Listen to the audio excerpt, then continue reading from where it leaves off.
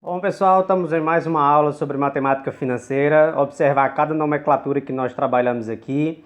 Então, o que significa essa questão de juros que nós estamos estudando? Então, quando uma pessoa realiza um empréstimo no banco, ela deve pagar, além da quantia emprestada, um valor a mais correspondente ao juro, certo? Então, essa questão de juros é um valor acrescido em cima de um outro já existente, certo?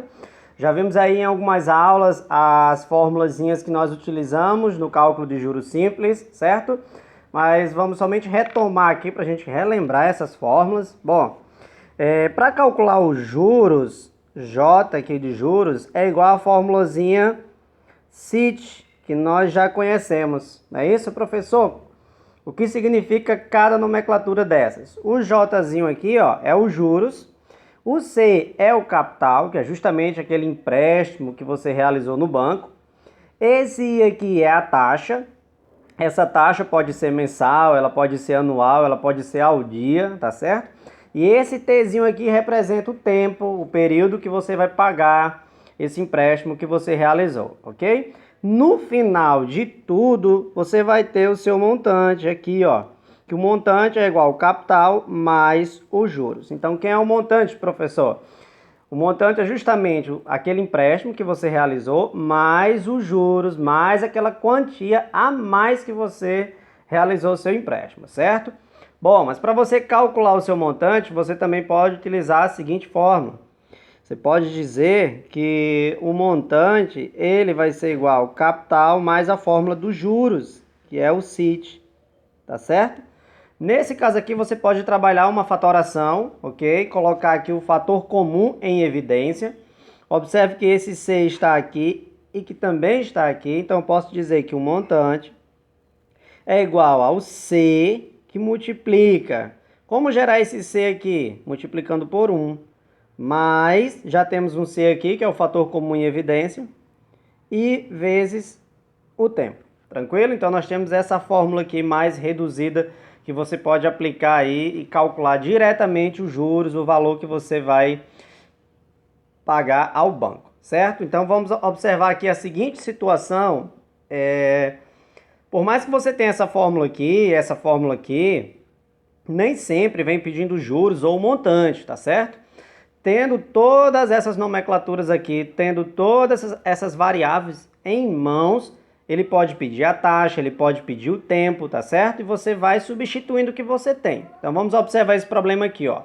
Sérgio aplicou 12 mil reais no sistema de juros simples e após 10 meses retirou um montante de 12.900.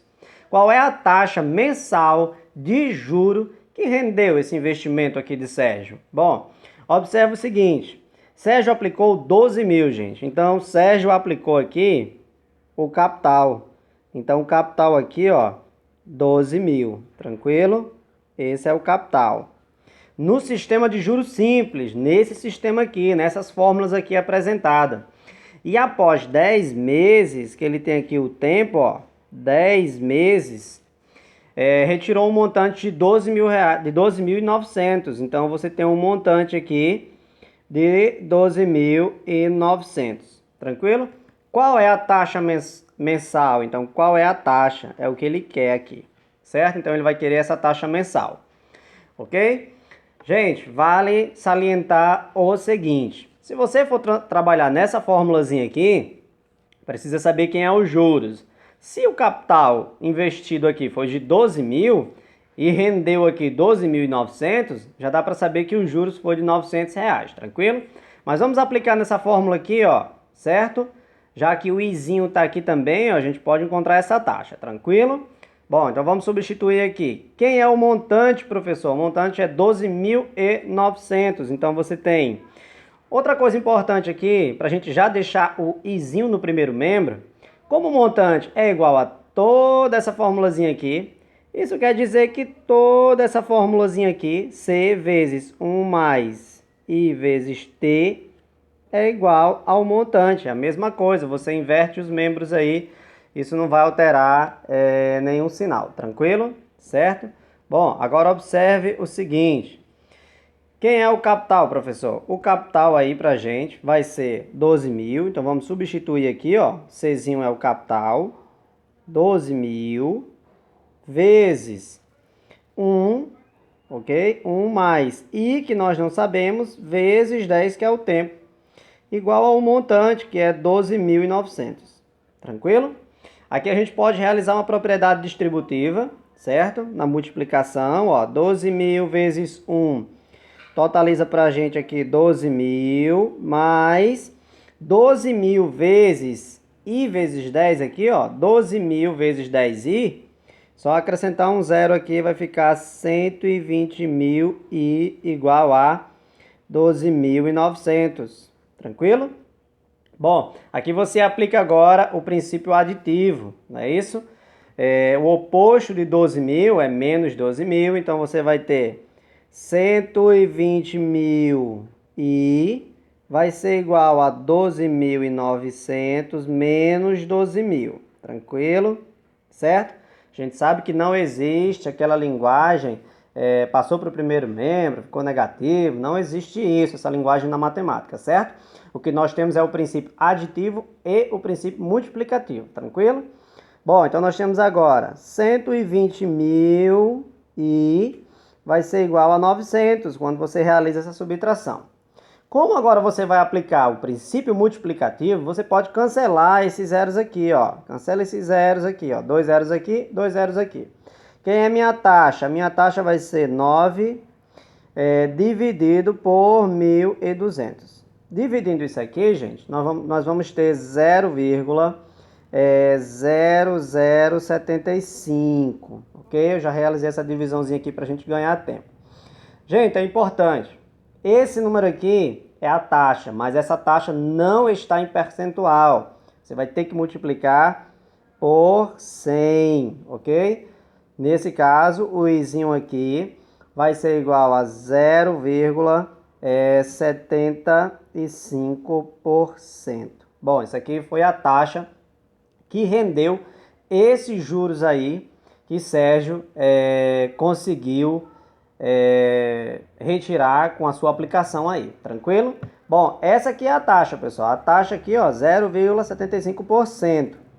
Então é bom lembrar isso, que essas fórmulas aí, essa fórmula favorece qualquer variável que você não tenha. Vamos supor, ele deu o montante, ele deu o capital, ele deu a taxa, mas não deu o tempo. Então você vai atrás do tempo, aplicando essa mesma formulazinha aí, obedecendo as condições matemáticas, tá certo? Ok? Então é bom lembrar isso aí. Agora, o interessante é que se você for utilizar a fórmula dos juros, você pode utilizar ela desde que você separe aqui os juros do capital. Aqui no caso, os juros vai ser R$900. Tranquilo?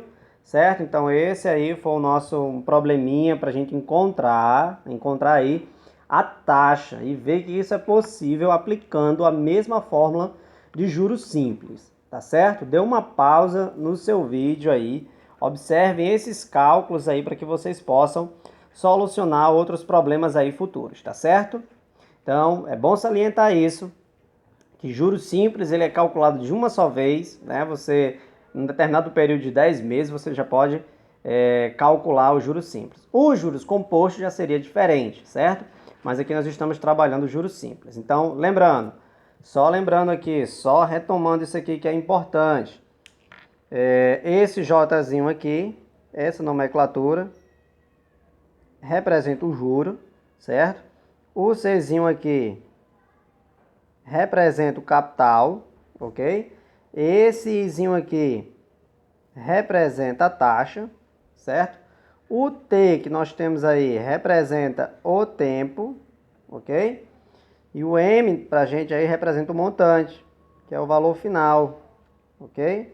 O montante.